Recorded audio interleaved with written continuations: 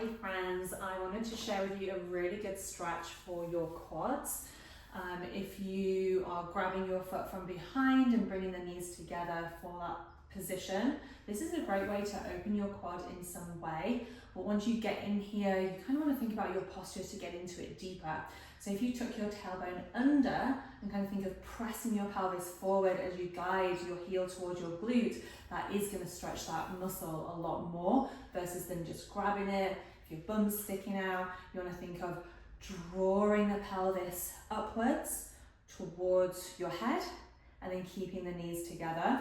So I'll show you from the other side. Once you grab your foot, you bring the knees together. You keep the knees together as you draw your heel in.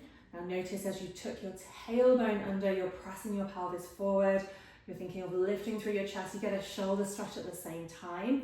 If you're not feeling a lot of sensation here, you want to open up a little bit more. I'm going to show you the King Arthur stretch. So ideally you want a blanket on the floor for your knee, very important.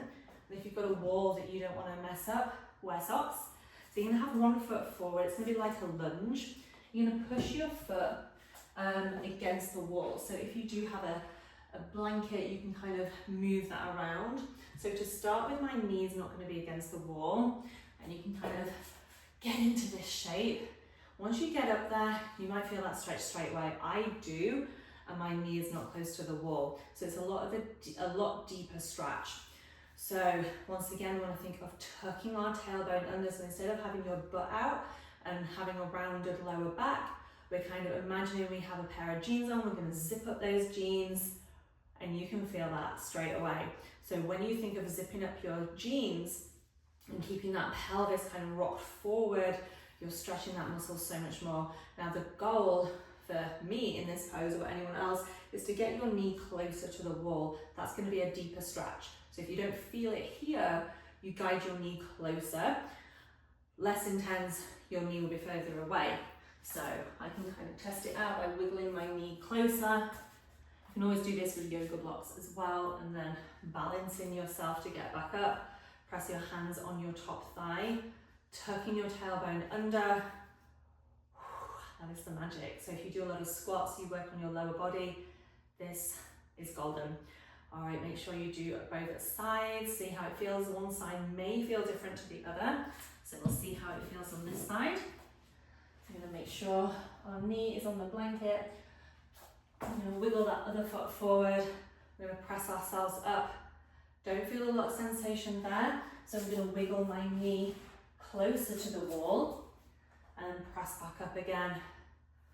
Definitely feel it there. Not as tight as the left, so that's a good indication of what I need to stretch. So if you feel it more on one side, I can definitely feel it now. Sometimes you feel it when you get in there longer. I'm gonna think of zipping up those imaginary jeans, little tuck of the tailbone. Yep, definitely feel it there now. When you want to try and relax in the stretch, so just taking nice big inhales and nice big exhales. Big breath in, big breath out. And this is a stretch that I'm probably going to introduce to my daily routine, because there's other stretches just don't really do it for me. This is a big muscle. My femurs are pretty big, so pretty long. So if you do a lot of squats, this is going to be a really useful tool. All right. Well, I hope that was helpful for you. Even seeing kneeling is a good stretch in itself. Hopefully this can help. It's been